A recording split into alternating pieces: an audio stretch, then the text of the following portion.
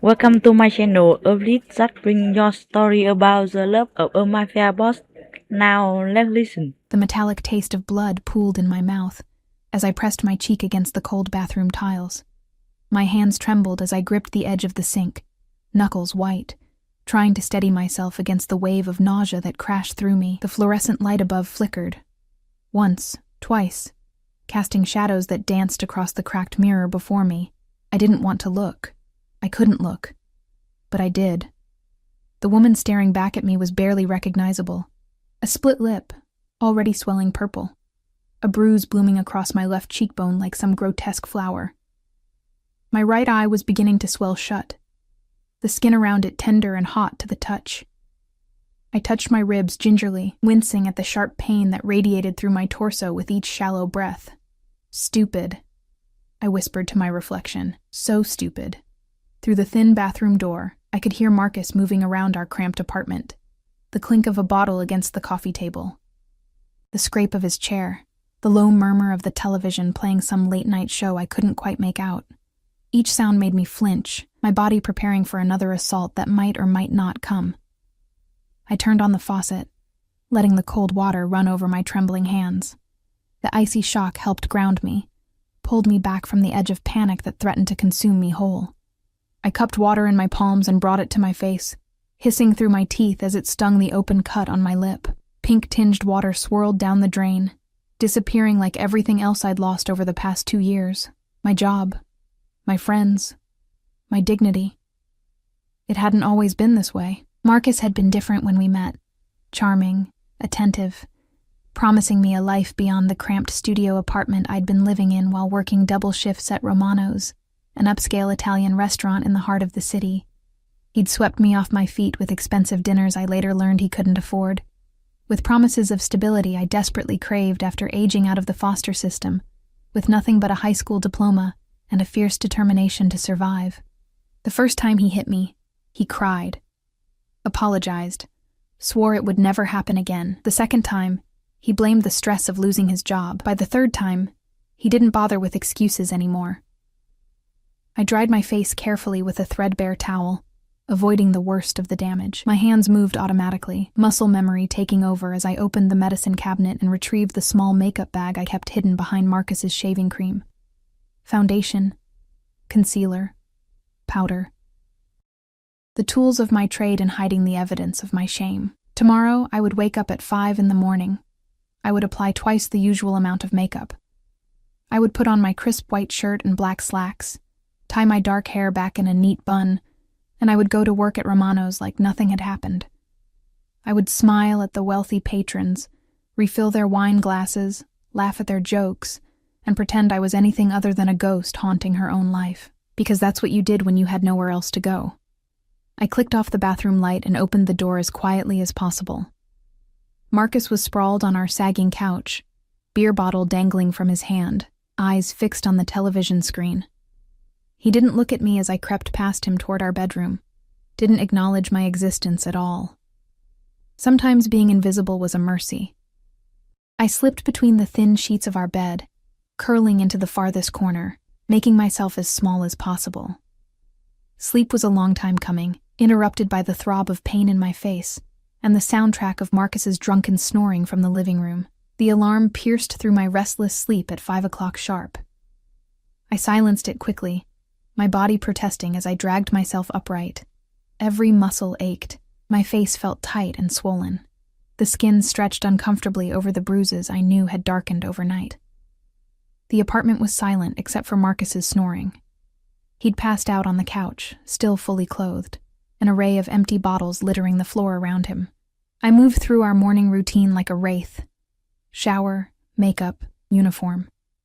The face that emerged from my careful ministrations looked almost human, though the foundation was caked on thick enough to feel like a mask. I caught the 6:15 bus, standing in the back, where the morning light wouldn't highlight what the makeup couldn't fully hide. The city was just beginning to wake up, streetlights still glowing against the gray dawn. I pressed my forehead against the cool window, watching the familiar route blur past. Romano's was located in the financial district, wedged between towering glass buildings that reflected the morning sun like mirrors. It was the kind of place where businessmen closed million-dollar deals over plates of handmade pasta, where politicians met in shadowed corners, where secrets were traded as freely as the expensive bottles of wine that lined the walls. I'd worked there for 3 years. It was the one good thing in my life, the one place where I felt like I had value. Giuseppe Romano, the owner, was a gruff Italian man in his 60s who'd taken a chance on me when I'd shown up desperate for work. He demanded perfection from his staff, but he was fair. He paid well. And most importantly, he asked no questions about the occasional bruises I couldn't quite hide. I entered through the back entrance at 6:45, tying my apron around my waist as I made my way through the kitchen. The familiar smells of garlic, fresh basil, and baking bread wrapped around me like a comfort. This was my sanctuary. "Mia!" Giuseppe's booming voice called from his office. "Come here, ragazza." I swallowed hard, checking my reflection in the stainless steel refrigerator door before heading toward his office. Giuseppe stood behind his desk, his weathered face creased with what might have been concern. Beside him stood a younger man I didn't recognize. Early 30s, impeccably dressed in a charcoal suit that probably cost more than my monthly rent. "Mia, this is Marco." Giuseppe's voice was careful, measured. "He'll be working with us for a while. Private security consultation." The lie was obvious, but I nodded anyway. Giuseppe had connections. Everyone knew that. Romano's was neutral territory, in a city carved up by invisible borders and unspoken agreements. Marco extended his hand, and I took it automatically. His grip was firm but brief, his dark eyes scanning my face with an intensity that made me want to look away. He was handsome in a dangerous way. Sharp jawline, dark hair styled perfectly, eyes that seemed to see everything and miss nothing. "Pleasure," he said, his voice smooth as aged whiskey. I murmured something appropriate and escaped back to the main dining room, my heart hammering for reasons I couldn't quite name. Something about the way he'd looked at me made my skin prickle with awareness. Like he'd seen through the makeup, through the carefully constructed facade, straight to the broken thing underneath. The morning shift passed in a blur of preparation. We set tables with precise care. Silverware aligned perfectly, water glasses positioned just so, fresh flowers arranged in crystal vases. Romano's didn't open until 11, but Giuseppe insisted on perfection in every detail. I was polishing wine glasses when I felt someone watching me. I turned to find Marco leaning against the bar, his attention fixed on me with an unsettling focus. He'd removed his suit jacket, rolled up his sleeves to reveal forearms corded with muscle and scattered with scars that told stories I didn't want to know. "You're good at that," he said, nodding toward the glass in my hands. 3 years of practice. I set down the glass and picked up another, keeping my hands busy so I wouldn't have to meet his eyes. "Giuseppe says you're his best server. Giuseppe is generous with his praise." "I doubt that." Marco moved closer, and I caught his scent. Expensive cologne undercut with something darker, more primal. Leather and gunpowder and smoke. He doesn't seem like the generous type. I said nothing, focusing on the glass until it gleamed. "That's quite a bruise you're hiding under all that makeup." My hand stilled. The glass nearly slipped from my fingers. "I don't know what you're talking about." "Don't you?" His voice was soft, almost gentle, but there was steel underneath. "I've seen enough concealer jobs to recognize one. You walked in here this morning moving like your ribs hurt. Your right eye is slightly swollen despite the ice you clearly applied before the makeup. And you flinched when Giuseppe raised his voice, even though he was just calling your name." Heat flooded my cheeks. Shame and anger twisted in my gut. "It's none of your business." Maybe not. He was close enough now that I could feel the heat radiating from his body. "But it might become my business. Are you threatening me?" The words came out sharper than I intended, fear making me bold. Something flickered in his dark eyes. Surprise, maybe, or respect. "No, Mia. I'm not threatening you." "Then what are you doing?" Before he could answer, Giuseppe emerged from the kitchen, clapping his hands. "Enough standing around. Marco, I need to show you the security system. Mia, the Castellano party will be here at noon. Make sure their usual table is perfect."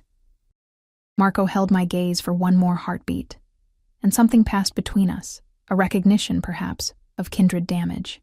Then he turned and followed Giuseppe, leaving me alone with my trembling hands and the uncomfortable sensation that my carefully constructed walls had just developed their first crack. I threw myself into work, preparing the private dining room for the Castellano party. They were regulars, old money, connected to everything and everyone in the city. I'd served them dozens of times, invisible in the way that service staff always are to people of their class. At 11:55, the first members of the party began to arrive. I recognized some faces, politicians, businessmen, a district attorney I'd seen on the news. They settled into the private room with the ease of people accustomed to power and privilege, and then he walked in. Dante Castellano. I'd seen him before, of course, served his table, poured his wine. But I'd never truly looked at him. Never allowed myself to see him as anything other than another customer. To look too closely at men like him was dangerous. But now, as he entered Romano's flanked by two massive men in dark suits, I couldn't help but stare. He was young. Couldn't have been more than 32, 33. Tall and lean, moving with a predator's grace. His suit was black and perfectly tailored, his dark hair styled in a way that probably required more effort than it appeared. But it was his face that captured attention. Beautiful in a cruel sort of way. All sharp angles and cold eyes that swept the room with calculated precision. Power radiated from him like heat from pavement in summer. Every person in the restaurant felt it. Conversations quieted, heads turned. Giuseppe himself came out to greet him, shaking his hand with a deference I'd never seen him show anyone else. I pressed myself against the wall near the kitchen, trying to become invisible again. But those cold eyes found me anyway, sweeping over me with the same clinical precision Marco had used earlier. For a moment, his gaze lingered on my face, and I saw something flicker there. Recognition? Curiosity? Before he turned away and disappeared into the private dining room. My hands were shaking again. I didn't know why. Dante Castellano was just another customer. Just another wealthy man in a city full of them. Except he wasn't. Everyone knew the Castellano name. Everyone knew what it meant. And everyone with half a brain knew to stay far, far away from the family's business. Mia. Giuseppe appeared at my elbow, his voice low. You'll be serving the private room today. Marco will be standing in. Security. Giuseppe, They requested you specifically. His eyes were worried. I would say no, but you didn't say no to the Castellanos. I understood. I straightened my spine, checked my makeup one more time in the reflection of a picture frame, and pushed through the doors into the private dining room. 12 men sat around the table. Dante Castellano sat at the head, flanked by his security. Marco stood near the wall, his eyes tracking my every movement. The air was thick with cigar smoke and expensive cologne, and something else. Something sharp and dangerous that made every instinct I had scream at me to run. Gentlemen, I said, my voice steady despite the fear crawling up my spine. Welcome to Romano's. May I start you with drinks? I moved around the table, taking orders, pouring water, pretending I didn't notice the way some of them looked at me. Assessing, dismissive, predatory.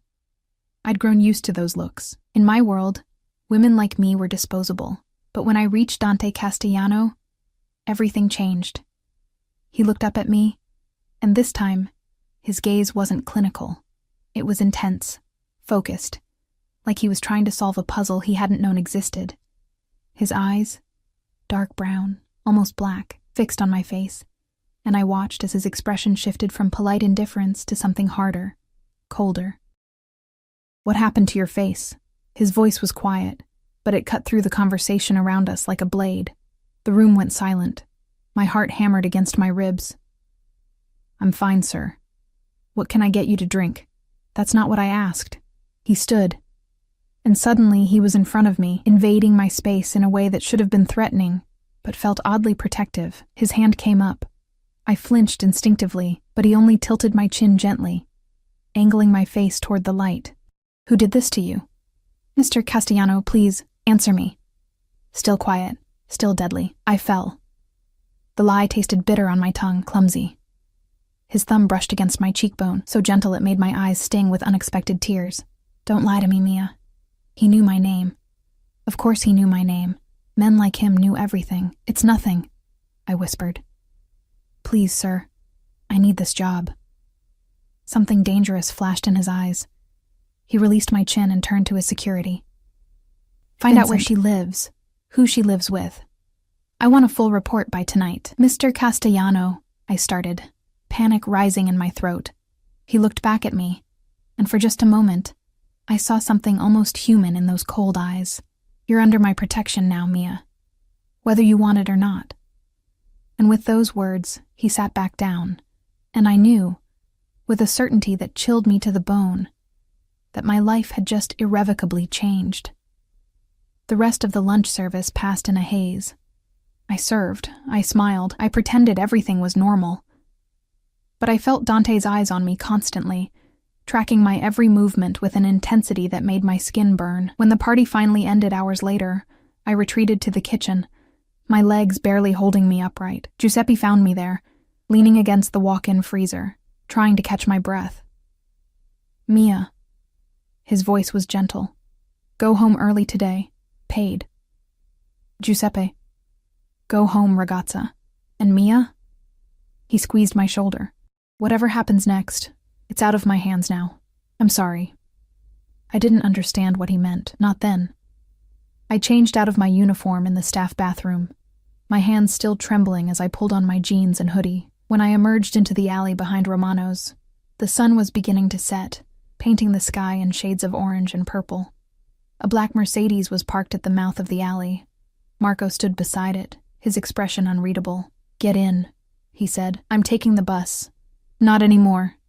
He opened the back door. Boss's orders. You get a ride home from now on. I don't need... Mia, his voice was firm. Get in the car, or I'll put you in it. Your choice. I got in the car. The drive to my apartment complex was silent except for the quiet hum of the engine. Marco didn't speak, didn't explain. When we pulled up in front of my building, a rundown complex on the wrong side of town, he turned to look at me. Lock your doors tonight, he said. And Mia, Castellano doesn't make empty threats. If he said you're under his protection, that's exactly what you are. I fled into my building without responding, my heart racing. Protection, what did that even mean? And why would someone like Dante Castellano care about a broken-down waitress with nowhere to go and no one to help her? The apartment was dark when I entered. Marcus wasn't home yet. Probably at whatever bar would still serve him. I should have felt relieved. Instead, I felt terrified. I locked the door, drew the curtains, sat on the edge of the bed and waited. Waited for what? I wasn't sure. But something was coming. I could feel it building like a storm on the horizon, dark and inevitable, and utterly beyond my control. And when Marcus finally stumbled home 3 hours later, stinking of whiskey and rage, I stayed silent as he grabbed my hair and threw me against the wall. I stayed silent as his fists found my ribs again, my back, my arms. I stayed silent because I'd learned long ago that fighting back only made it worse. But as I curled into a ball on the floor, tasting blood and swallowing screams, I thought of cold, dark eyes and a quiet promise. You're under my protection now. And I wondered if, come morning, Marcus would understand what that truly meant. I woke to the sound of my own whimpering. The morning light filtered through the thin curtains, gray and weak, casting everything in shades of bruise. I was still on the floor where I'd fallen. My body curled protectively around itself. Every breath felt like broken glass scraping against my lungs. My ribs screamed in protest as I tried to move. Marcus was already gone. He always left early after the bad nights, disappearing before I could see the regret that might or might not flicker across his face. The apartment smelled like stale beer and something sour. Fear, maybe, or shame. Both, probably.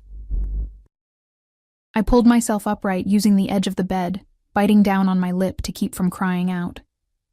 The taste of copper flooded my mouth. Again. Always again. The bathroom mirror revealed the damage with brutal honesty. Yesterday's bruises had darkened overnight, painting my face in shades of purple and yellow that no amount of makeup could fully disguise. New ones had joined them, a handprint on my throat, fingerprint bruises on my upper arms, a split in my eyebrow that had bled onto the pillow. I look like a victim. I look like exactly what I was. My phone buzzed on the bathroom counter. A text from an unknown number. Car will be there at 6:30. Don't keep it waiting. M. Marco. Of course. I wanted to text back, to tell him I didn't need a ride, didn't need protection, didn't need anything from people like Dante Castellano, but my fingers hovered over the screen without typing. What would be the point? Men like that didn't take no for an answer. The shower felt like punishment, hot water finding every cut and bruise with unerring accuracy. I stood under the spray until it ran cold, washing away blood and tears, and the scent of violence that seemed to cling to my skin. Makeup took longer today, layer after layer of concealer, foundation thick enough to hide the worst of it. I used every trick I'd learned, color corrector for the bruises, powder to set it all, contour to redirect attention. When I finished, I looked almost human. Almost normal. The black Mercedes was idling in front of my building at exactly 6:30. Marco didn't get out, didn't open the door for me. I climbed into the backseat on my own, wincing as the movement pulled at my injured ribs. The interior smelled like leather and that same expensive cologne I'd noticed yesterday. My stomach twisted with anxiety. "Morning," Marco said, his eyes finding mine in the rearview mirror. I said nothing. What was there to say? "Boss wants to see you before your shift." My heart stuttered. "Why?" "That's between you and him." His tone was neutral, giving nothing away. "Don't worry. He doesn't bite.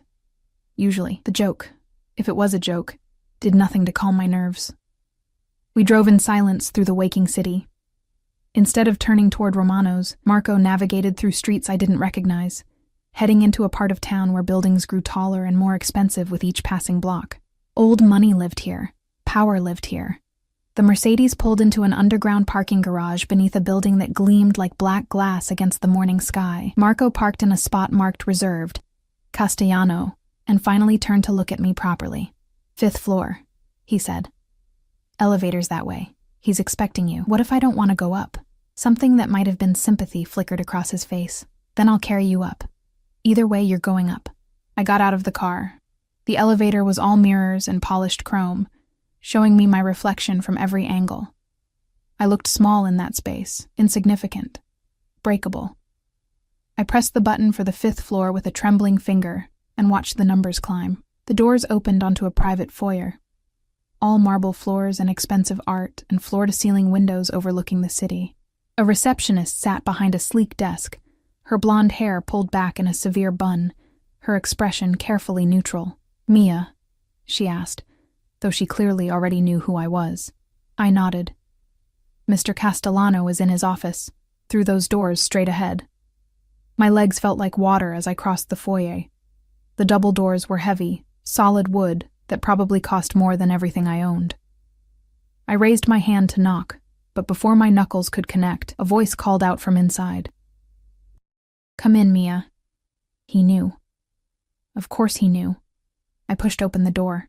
Dante Castellano's office was exactly what I expected. Luxurious without being ostentatious, powerful without being loud, dark wood furniture, more windows showcasing the city spread out below like a kingdom. He stood behind his desk, phone pressed to his ear, one hand in his pocket. He looked different without the crowd of men surrounding him, younger, more dangerous. He held up a finger, 1 minute, and continued his conversation in rapid Italian. I caught only fragments, but his tone was cold, dismissive. When he finished, he set the phone down with careful precision and finally looked at me, really looked at me. His expression went from neutral to something dark and furious in the span of a heartbeat. He crossed the space between us in 3 long strides, and before I could step back, his hands were on my face, tilting it toward the light streaming through the windows. He did this. It wasn't a question. "After I specifically told Vincent to watch your building. I don't know what you're talking about. Don't." His voice was soft, but carried the weight of absolute authority. "I've spent my entire life learning to read people, Mia. You're not a good liar." His thumbs traced the edges of the new bruises with a gentleness that made my throat tight. This close, I could see details I'd missed yesterday. A small scar through his left eyebrow, flecks of amber in his dark eyes, the sharp line of his jaw clenched with barely controlled rage. "Who is he?" Dante asked. Nobody. Just name. The command in his voice made me answer before I could think better of it. Marcus. Marcus Cole. My husband. Something dangerous flashed across his face. Husband. Yes. You don't wear a ring. I pulled my hands from his, wrapping my arms around myself protectively. He sold it, 6 months ago, for drinking money. Dante's jaw tightened. He turned away from me, walking to the windows, his hands clenched into fists at his sides. When he spoke again, his voice was carefully controlled. How long? 2 years. The marriage. I couldn't say it. Couldn't name what Marcus did to me night after night. The abuse. Dante finished for me, his tone flat. 2 years of him putting his hands on you, beating you, terrorizing you in your own home. Shame burned in my chest. It's not what? Not that bad? Not his fault? He turned back to me, and the fury in his eyes stole my breath. Let me make something very clear, Mia. What's happening to you is not acceptable. It's not normal. And it ends today. You can't just... I can do whatever I want. He moved closer again, crowding my space in a way that should have frightened me, but didn't. This is my city. These are my streets, and you are under my protection now. That means nobody touches you without consequences. I don't understand. My voice came out small, broken. Why do you care? I'm nobody. I'm just a waitress. You don't even know me. For a long moment he said nothing. His eyes searched my face like he was looking for something specific, some answer to a question I didn't understand. When he finally spoke, his voice was softer, almost sad. My mother was a waitress 25 years ago, before my father found her, before he saved her from a man who liked to use his fists more than his words. His hand lifted, fingers barely touching the bruise on my cheekbone. I was 5 years old the first time I saw that man's broken body in our driveway. My father never told me what happened. He didn't have to. I understood even then. Some lines once crossed cannot be uncrossed. The confession hung between us, heavy with implications I was afraid to examine too closely. I'm not your mother, I whispered. No, you're not. His hand dropped. But that doesn't mean I'll stand by and watch history repeat itself in my city, under my watch. So what happens now? A cold smile touched his lips. Now we go to Romano's. You serve tables. You smile at customers. You pretend everything is normal, and tonight, when your husband comes home expecting to find his punching bag waiting, the smile widened, sharp as a blade. He'll find me instead.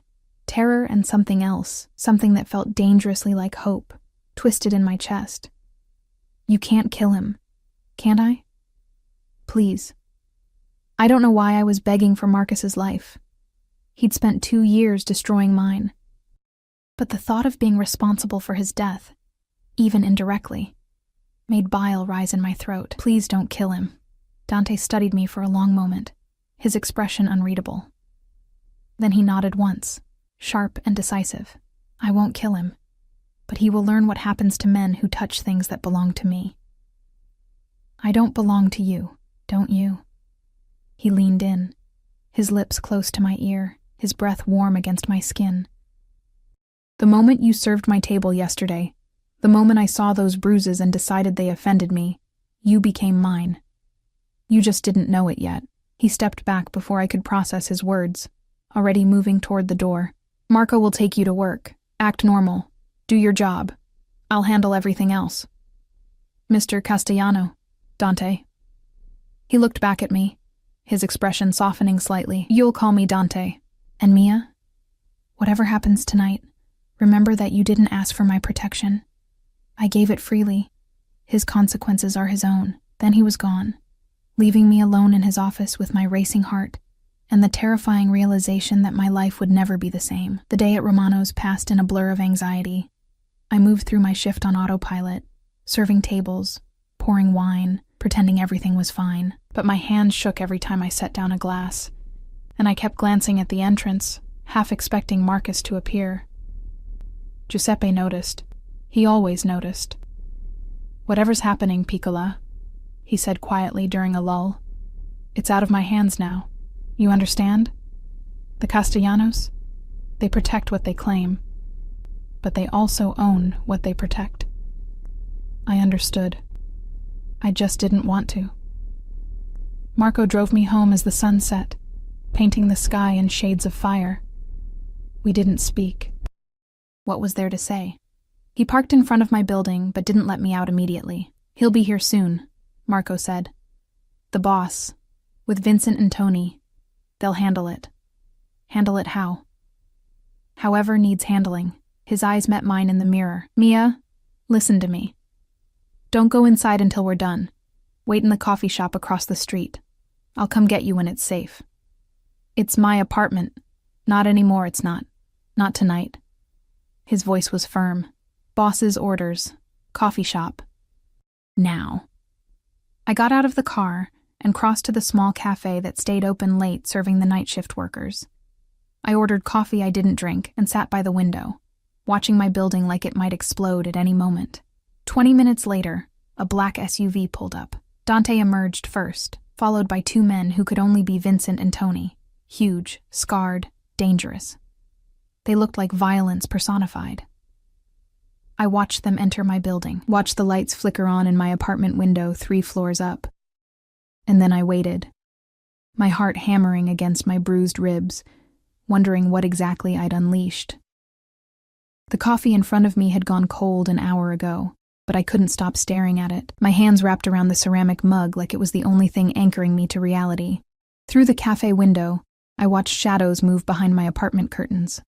Sharp, violent movements that made my stomach clench with dread. What was happening up there? What were they doing to Marcus? The rational part of my brain, the part that had survived 2 years of abuse, whispered that I shouldn't care, that Marcus deserved whatever Dante Castellano decided to do to him. But another part, the part that still remembered the man Marcus had been before the drinking and the rage, felt sick with guilt. More coffee, hun? The waitress appeared at my elbow, pot in hand, concern creasing her weathered face. I shook my head. I'm fine. Thank you. She lingered, clearly wanting to say something more, but a look from someone near the counter made her retreat. I glanced over and saw Marco sitting at the bar, his attention fixed on me. How long had he been there? I hadn't even noticed him come in. He raised his coffee cup in a small salute, his expression unreadable. My apartment lights went dark, my breath caught in my throat. I half rose from my seat, panic flooding through me, but Marco was already moving. He crossed the cafe in 3 strides and put a firm hand on my shoulder, pressing me back down. Stay, he ordered quietly. They're coming down now. Is he? I couldn't finish the question. Alive? Yes. The boss keeps his promises. Marco's tone was neutral, but something flickered in his eyes. Breathing? Also yes. Walking. That's going to be questionable for a few weeks. I should have felt relieved. Instead, I felt nauseous. The cafe door opened and Dante walked in. He looked exactly the same as he had this morning. Suit still immaculate, hair still perfectly styled, expression still coldly controlled. But there was something different about him now, something dark and satisfied that made him seem more dangerous than ever. His knuckles were raw and split, blood crusting around the edges. He crossed directly to my table and slid into the seat across from me. Up close, I could see the splatter of blood on his collar, barely visible against the black fabric. His eyes were hard, glittering with an emotion I couldn't name. It's done, he said simply. What did you do to him? What needed doing? He reached across the table and took my hand, his thumb rubbing circles against my palm. The gesture was almost tender, completely at odds with the violence I knew he'd just committed. He won't touch you again, Mia. He won't even look at you again. I made certain of it. You said you wouldn't kill him, and I didn't. He's alive, conscious, and very aware of the new reality of his situation. Dante's smile was cold. I explained in detail what would happen if he ever came within 100 feet of you again. I also explained what would happen to everyone he's ever cared about if he decided to ignore that warning. He understood. Men like him always do when faced with consequences they can't fight. I pulled my hand away, wrapping my arms around myself. What happens now? Now you pack a bag. Whatever you need for the next few days. He stood, buttoning his suit jacket like we were discussing dinner plans instead of the complete upheaval of my life. "You're not staying in that apartment anymore. I have nowhere else to go. You're staying with me." The words hit me like a physical blow. "I can't." "You can and you will." His tone left no room for argument. "Your building isn't safe. Half the locks don't work. There's no security. And your neighbors are either too drunk or too scared to help if something happens. I'm not leaving you vulnerable while Marcus licks his wounds and decides whether he's stupid enough to try for revenge. So I'm what? Your prisoner now?" Something dangerous flashed in his eyes. "You're my responsibility. There's a difference." "I don't see one." He leaned down, his hands braced on either side of my chair, caging me in. This close, I could smell copper and cologne and something uniquely him. Power and darkness and barely restrained violence. "Let me make this very clear, Mia. You can walk out of here right now. I won't stop you. You can go back to that apartment, back to waiting for the next time Marcus decides to use you as a punching bag. Back to pretending that makeup and lies will protect you from the inevitable." His voice dropped lower, softer, more dangerous. "Or you can accept that your life changed the moment I decided you were worth protecting. You can let me keep you safe while we figure out what comes next. The choice is yours, but choose quickly, because my patience has limits." I stared up at him, my heart hammering against my ribs. Every instinct I had screamed that this was wrong, that trading one controlling man for another, even if Dante wore expensive suits and spoke in cultured tones, was just another form of prison. But another voice, quieter and more desperate, whispered that maybe this prison would be different.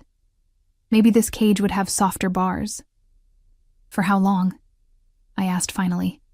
"As long as necessary." "That's not an answer." A slight smile touched his lips. "No, it's not.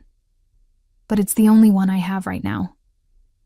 Marco appeared at Dante's shoulder, keys dangling from his hand. "Boss, Vincent says the apartment's clear." He packed what he thought she'd need. Dante straightened, his eyes never leaving mine. "Well?" I thought about my apartment, small and shabby and soaked in 2 years of violence. I thought about Marcus, broken somewhere upstairs, and the inevitable moment when pain would turn back to rage. I thought about the bruises hidden under my clothes, the ones that would take weeks to heal, and the ones on my soul that might never fade. "Okay," I whispered. "I'll go with you." Dante's penthouse occupied the entire top floor of the building where I'd met him that morning. Marco used a private key to access the elevator, which opened directly into a foyer that probably cost more than I'd earn in a lifetime. Everything was elegant, expensive, and coldly beautiful. Floor-to-ceiling windows offered a panoramic view of the city lights twinkling like earthbound stars. The furniture was modern and minimal, all clean lines and neutral colors. Art that I didn't recognize but assumed was valuable adorned the walls. It looked like a museum, not a home. "Guest room is down that hall, second door on the right." Dante shrugged out of his jacket and draped it over a chair, then rolled up his sleeves. The motion revealed more of those scars on his forearms, along with the raw knuckles from tonight's violence. "Bathrooms attached. Vincent put your bag in there already."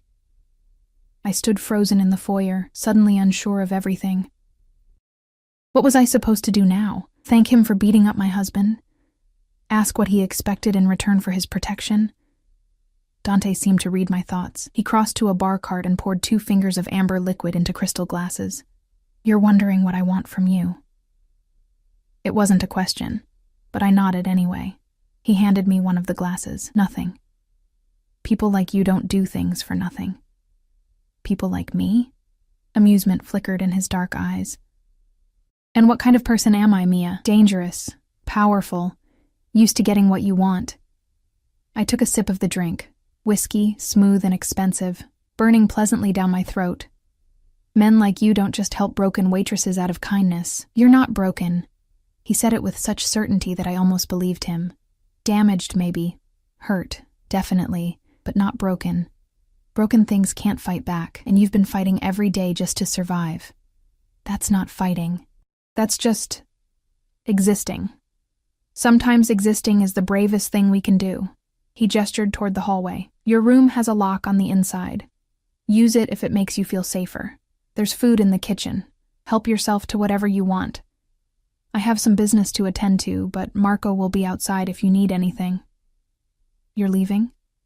For a few hours. I need to make sure certain messages get delivered to the right people. His smile was cold. Your husband isn't the only one who needs to understand the new reality. His friends, his family, anyone who might think about causing you problems.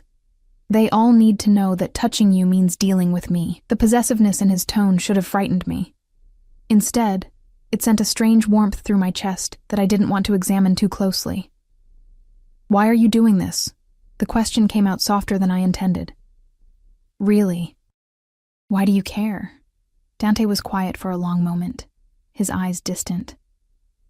When he finally spoke, his voice carried a weight of old pain.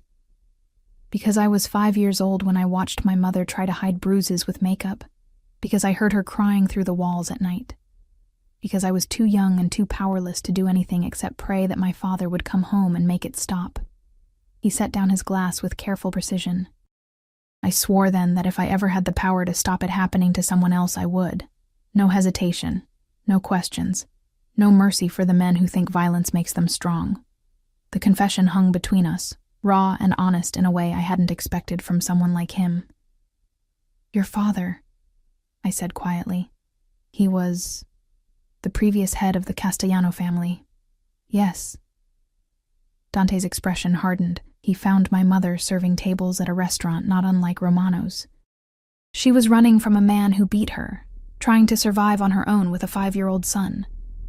My father fell in love with her, married her, adopted me, and made sure her ex-husband understood that some mistakes are permanent. What happened to him? Her ex-husband. They found his body in the river 3 months later. No emotion in his voice, just cold fact. The official cause of death was drowning. Unofficially, he drowned after someone broke both his legs and threw him in weighted with chains.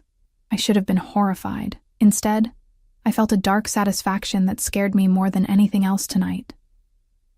So, this is about your mother, I said. I remind you of her. No. He stepped closer, his hand coming up to cup my cheek with surprising gentleness. You remind me of every person who's ever felt powerless, and I have the power to change that now. So I will. His thumb traced the edge of a bruise, and I couldn't help the small gasp that escaped me, part pain, part something else entirely. His eyes darkened at the sound. Get some rest, he said, his voice rougher now. We'll figure out the rest tomorrow. He left before I could respond, the private elevator doors closing behind him with a quiet hiss. I stood alone in his penthouse, my heart racing, my mind spinning with everything that had happened in the last 24 hours.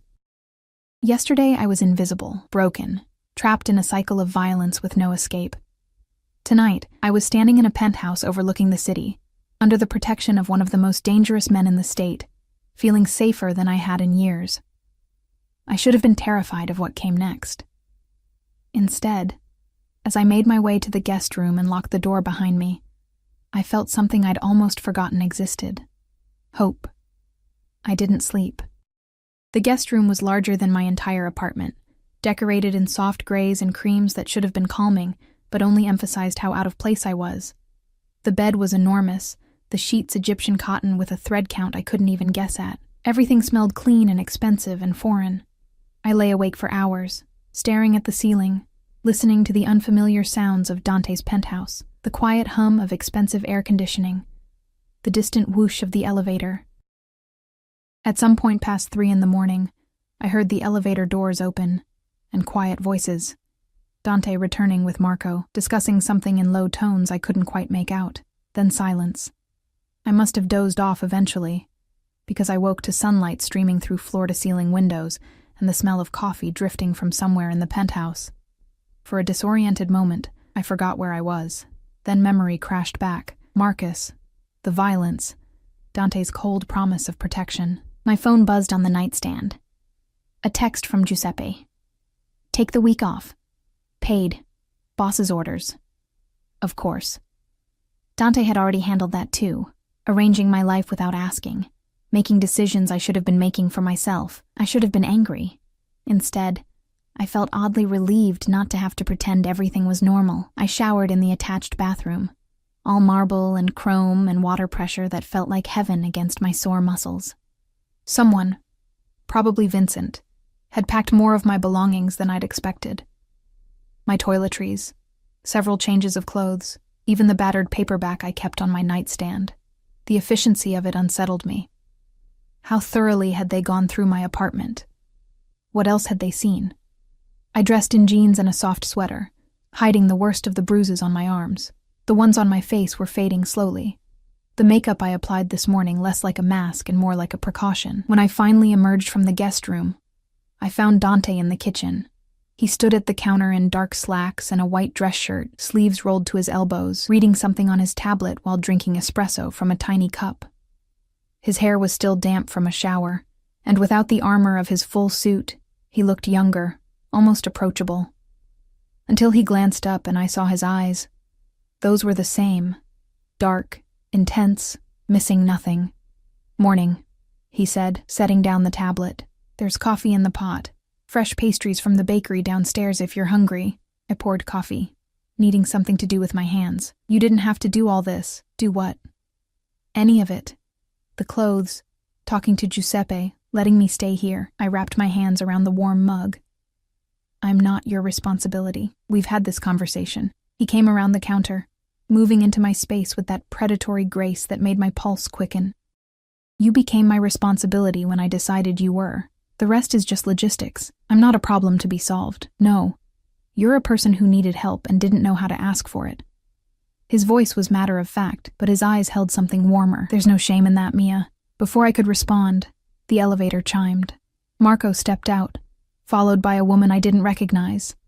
Late 50s, elegant in a navy suit, carrying a leather briefcase. "Boss," Marco said. "Mrs. Chen is here." Dante nodded. "Thank you, Marco." He turned to me. "Mia, this is Rebecca Chen. She's a lawyer, one of the best in the state." Mrs. Chen offered her hand, her grip firm and professional. "Ms. Torres, it's nice to meet you, though I wish it were under better circumstances." I shook her hand, confused. "I don't understand. Why do I need a lawyer?" "Because you're filing for divorce," Dante said calmly, like he was discussing the weather. "Mrs. Chen specializes in domestic abuse cases. She'll handle everything. The paperwork, the restraining order, all of it. You just need to answer her questions honestly." The room tilted slightly. "You can't just decide I'm getting divorced." "Can't I?" He moved closer, his voice dropping. "Tell me you want to stay married to him. Tell me you want to spend the rest of your life looking over your shoulder, wondering when the next beating will come. Tell me you love him despite everything he's done to you." I opened my mouth, but no words came, because he was right.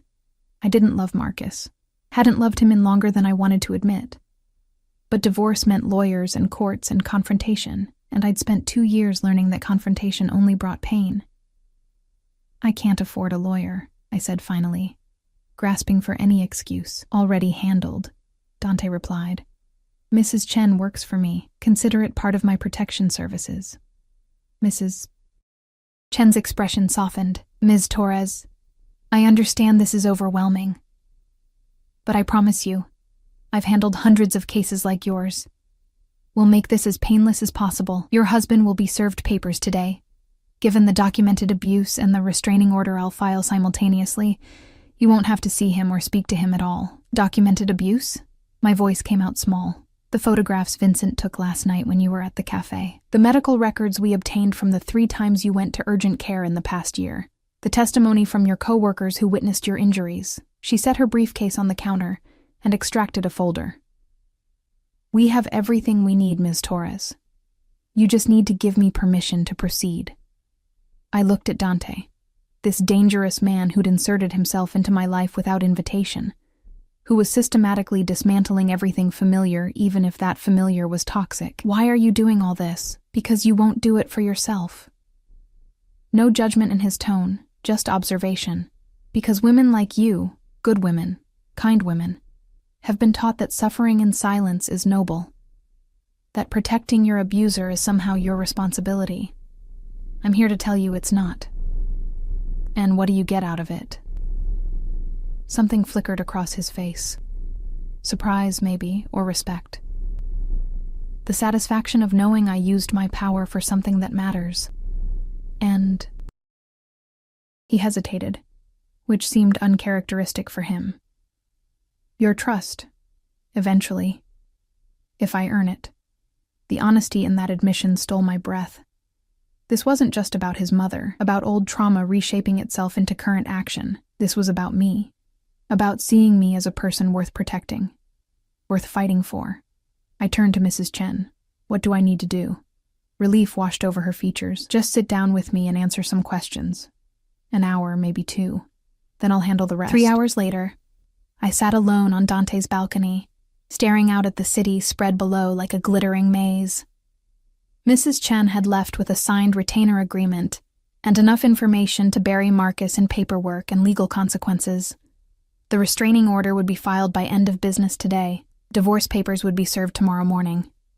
It was done. Or at least begun. I should have felt relieved.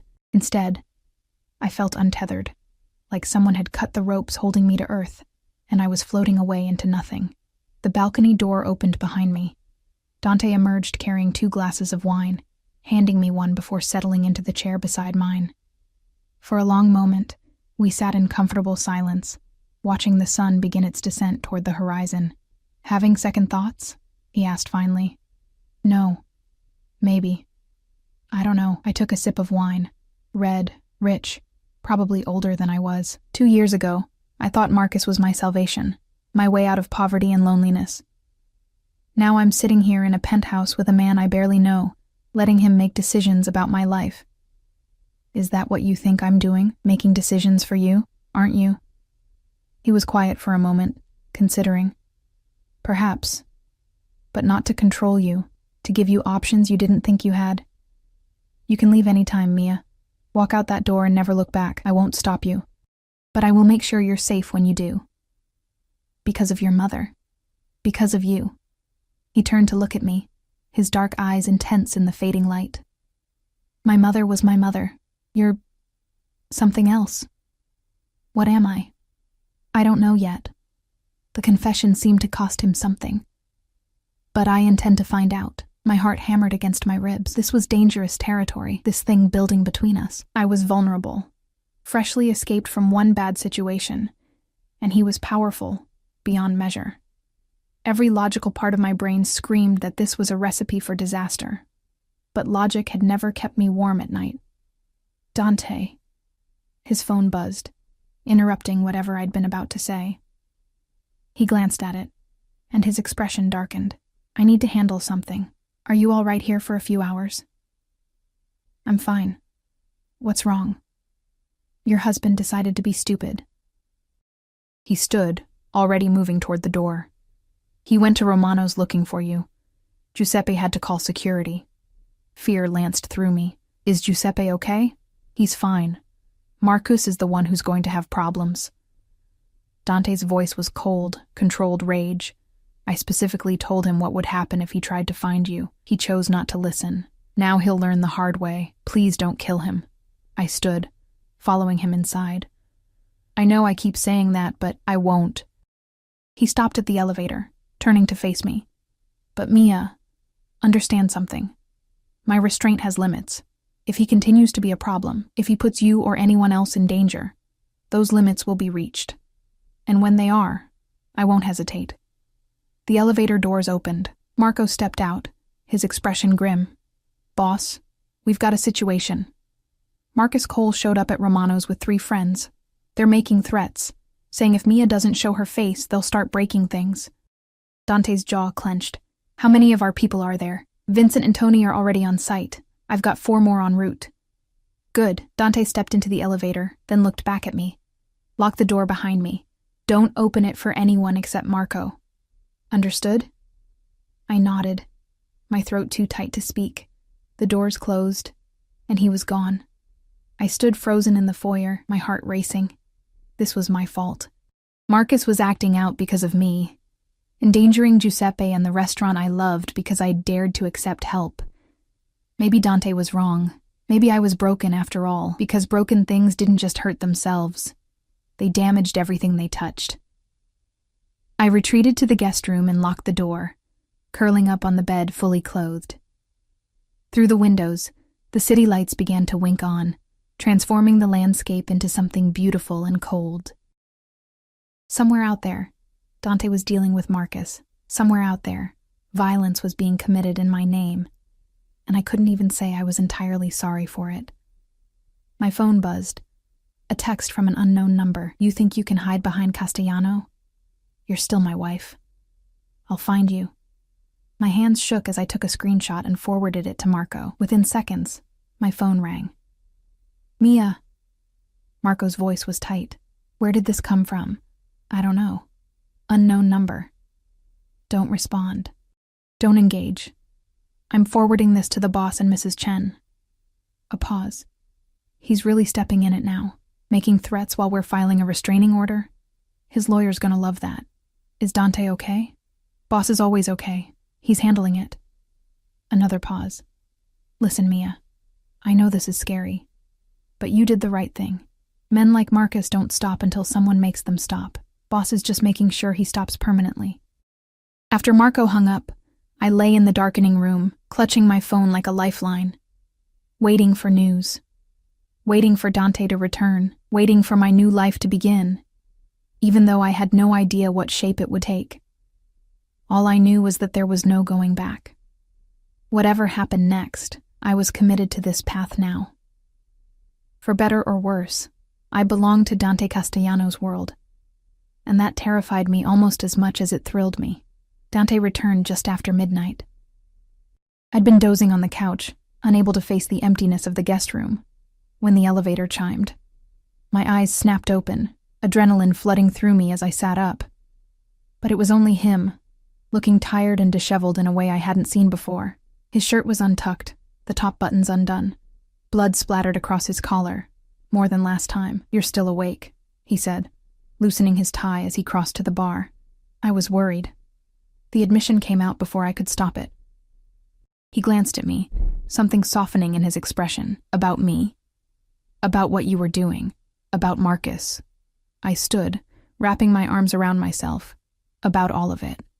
Dante poured himself a drink, whiskey, straight, and downed it in one swallow. Then he poured another and brought it to where I stood. "Your husband and his friends are currently enjoying the hospitality of St. Mary's emergency room. Broken noses, a few cracked ribs, one dislocated shoulder. Nothing permanent, but painful enough to make a point. And the restaurant? Giuseppe's fine. Not a scratch on him or his property. We made sure the altercation happened in the alley out back." He took a sip of his drink. "Marcus violated the restraining order before it was even officially filed. Mrs. Chen is having a field day with the evidence. Between the threats, the attempted assault, and the text message, he's looking at jail time.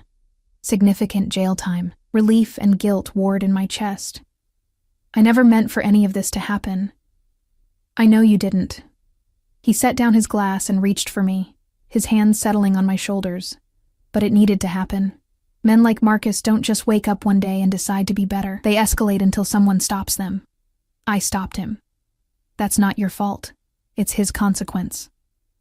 I looked up at him, this dangerous man who'd appointed himself my protector, and felt something shift inside me. He was standing so close I could smell the copper tang of blood mixed with his cologne. His hands on my shoulders were warm, steady, grounding me when I felt like I might fly apart. "I don't know how to thank you," I whispered. "Don't thank me yet." His thumbs traced small circles against my shoulders. "This isn't over.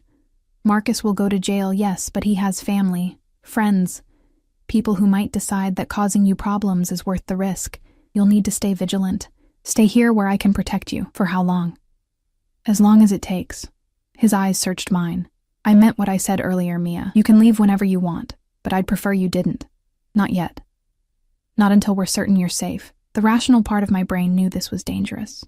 Knew that staying here, accepting his protection, letting him deeper into my life was crossing lines I couldn't uncross. But I was so tired of being rational. So tired of being afraid. "Okay," I said. "I'll stay." Something flared in his eyes. Triumph, possession, maybe both. His hands slid from my shoulders to cup my face, tilting my head back so I had no choice but to meet his gaze. You understand what that means? Staying here with me? My heart hammered against my ribs. I'm not sure. It means you're mine to protect, mine to care for, mine to... He stopped himself, jaw clenching. It means I'll do whatever necessary to keep you safe, even from yourself if needed. The possessiveness in his tone should have frightened me. Instead, it sent heat coursing through my veins. And what do you get out of this arrangement? You. The word was barely a whisper. I get you. Here. Where I can see you. Where I know you're safe. Where no one can hurt you without going through me first. His thumb traced the edge of my healing lip, and I couldn't suppress the small gasp that escaped. His eyes darkened at the sound. Dante, tell me to stop. His voice was rough, strained. Tell me this is wrong, that it's too soon, that you're not ready. Tell me to walk away and I will. But I couldn't. Because despite everything, the violence, the chaos, the complete upheaval of my life, I'd never felt safer than I did in this moment, standing in his arms while the city glittered below us. Instead of speaking, I rose on my toes and pressed my lips to his. The kiss was soft at first, tentative, like we were both testing boundaries neither of us fully understood. But then his arms wrapped around me, pulling me flush against him, and the kiss deepened into something desperate and hungry. His hands tangled in my hair, tilting my head to deepen the angle, and I melted into him, giving myself over to sensation. When we finally broke apart, both breathing hard, his forehead rested against mine. This is a terrible idea, he murmured. Probably. You're vulnerable, freshly out of an abusive marriage. I should know better. Should you? I pulled back enough to meet his eyes. Or should I finally get to make my own choices about who I want to be with? A smile tugged at his lips. Is that what this is? A choice? Yes. And it was. For the first time in years, I was choosing something for myself. Not because I was desperate or afraid or had no other options. I'm choosing you, whatever that means. It means everything changes. His hands framed my face again, his expression serious. I'm not an easy man, Mia. I have enemies. My world is dangerous, and I'm possessive in ways that will probably drive you crazy. More possessive than locking me in a penthouse for my own protection? Much more. But he was smiling now, genuinely smiling in a way that transformed his entire face. I don't share. I don't do casual. And once I claim something as mine, I don't let go easily. Claim? I raised an eyebrow. I'm not a possession. No, you're not. You're something far more valuable. He kissed me again, softer this time. You're the first thing in a very long time that I want to protect, not because I have to, but because I want to. The next 3 weeks passed in a blur of strange normalcy. I stayed in Dante's penthouse, gradually moving from the guest room into his space. Not into his bed. Not yet, despite the tension that crackled between us, but into his life. I cooked dinners while he worked late. I read on the balcony while he took calls in Italian that I couldn't understand. I learned the rhythms of his days, the subtle tells that indicated when he was stressed or tired or dealing with something dangerous. Mrs. Chen kept me updated on the divorce proceedings. Marcus had been arrested for violating the restraining order and assault. He was currently sitting in county jail, unable to make bail. His public defender was pushing for a plea deal. The divorce would be finalized within 60 days. I should have felt relieved. Instead, I felt caught between two worlds, the old life that was ending and a new one that hadn't fully begun. Giuseppe called weekly, checking on me, assuring me my job was waiting whenever I was ready to return. The other servers sent care packages, mostly chocolate and trashy magazines that made me laugh. Even Marco, stoic and professional, started leaving little things for me. A book he thought I'd like, pastries from my favorite bakery, a weighted blanket when he noticed I had trouble sleeping. But it was Dante who consumed my thoughts. He was different in private than he was in public. Softer, more vulnerable, though he tried to hide it. I learned that he had nightmares, waking sometimes in the early hours with a gasp, and reaching for the gun he kept in his nightstand. I learned that he called his mother every Sunday, speaking in rapid Italian while pacing the balcony. I learned that despite the violence his world demanded, He was gentle with me, always checking, always asking permission before crossing boundaries. We didn't talk about what we were. Dating seemed too casual. Together implied something more permanent than either of us was ready to name. So we existed in this undefined space, growing closer each day, the tension between us building like a summer storm. Until the night, everything changed. I was in the kitchen making tea when Dante came home early, his expression darker than I'd ever seen it. Marco and Vincent followed him in, both looking grim. "What's wrong?" I set down the kettle, fear prickling up my spine. Dante crossed to me in 3 long strides, his hands gripping my shoulders almost painfully. Marcus made bail. His brother put up his house as collateral. My blood ran cold. When? 2 hours ago. He violated the terms immediately, went straight to your old apartment building. When he found it empty, he started making calls, asking questions, threatening people who wouldn't tell him where you were. Does he know about here? Not yet. But he will eventually. People talk, especially when offered enough money or motivation. Dante's jaw was tight, his eyes blazing with fury. I should have killed him when I had the chance. Dante... No. His hands moved to frame my face, forcing me to look at him. I tried to do this the right way. Legal channels, restraining orders, letting the system handle it. But the system failed. He's out there right now, hunting for you. And I will not allow him to touch you again. What are you going to do? What I should have done from the beginning. He released me and turned to Marco. Find him. Bring him to the warehouse. Make sure nobody sees. Marco nodded and disappeared into the elevator with Vincent. I grabbed Dante's arm as he moved to follow them. Please, don't kill him. Not for me. Not for you. His voice was cold, controlled. For me. Because I can't protect you while he's still breathing. Still obsessed, still stupid enough to think he has any claim on you. He pulled me close, his lips brushing my forehead. I know you think this makes me a monster. Maybe it does.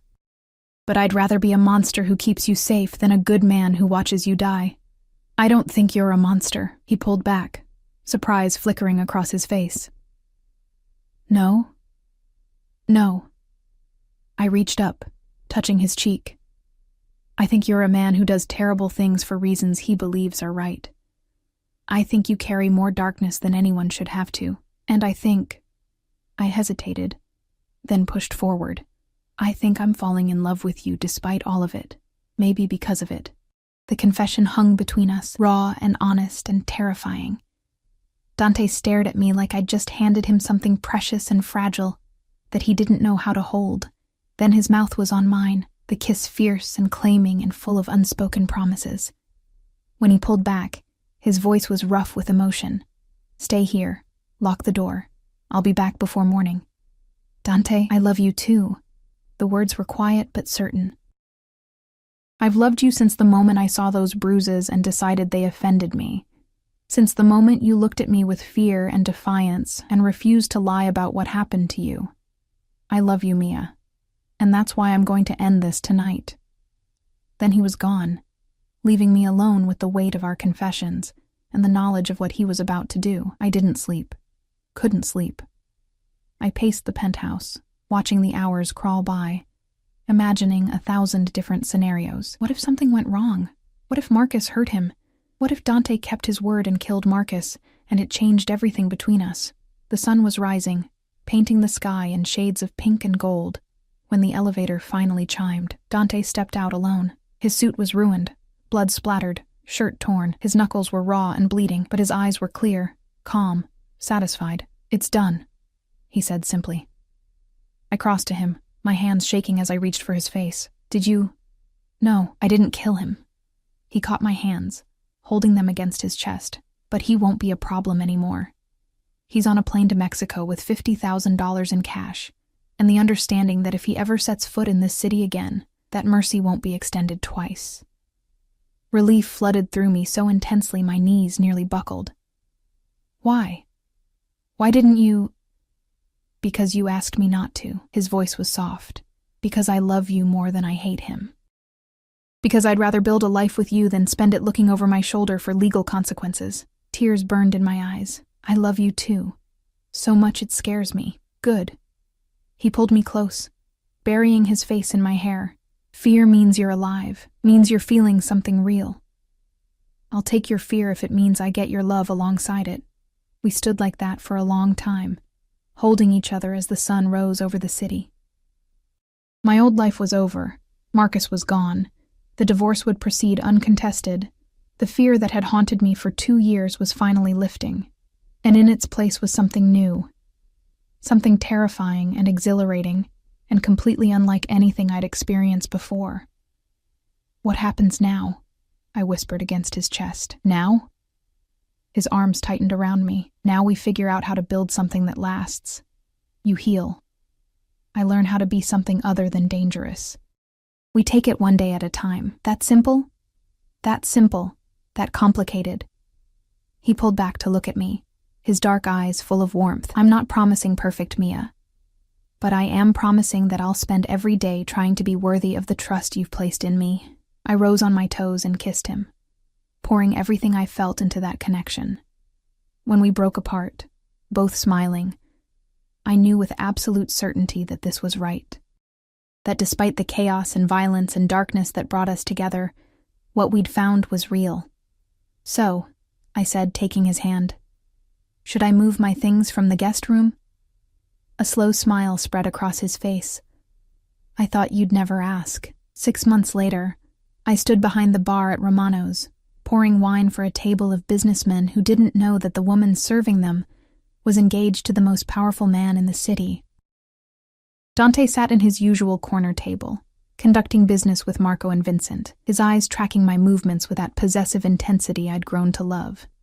Giuseppe emerged from the kitchen, clapping me on the shoulder. Good to have you back, Piccola. The place wasn't the same without you. I smiled, touching the diamond ring on my left hand, Dante's mother's ring, offered with trembling hands and a proposal that made me cry. Good to be back. Because this was my choice, to work, to build my own life even while being part of Dante's world. He understood that I needed this piece of independence, this reminder that I was more than just someone to be protected. As if sensing my thoughts, Dante looked up and caught my eye across the restaurant. The smile he gave me was private, intimate, full of promises about what would happen when we got home. I'd come so far from that broken woman who'd hidden bruises under makeup and believed she deserved the violence. I'd found strength I didn't know I had, love I never thought I'd deserve, and a future that looked nothing like the one I'd imagined. It wasn't perfect. Dante's world was still dangerous, still complicated. But it was mine. He was mine. And I was his. Not as a possession, but as a partner, an equal. Someone who chose him every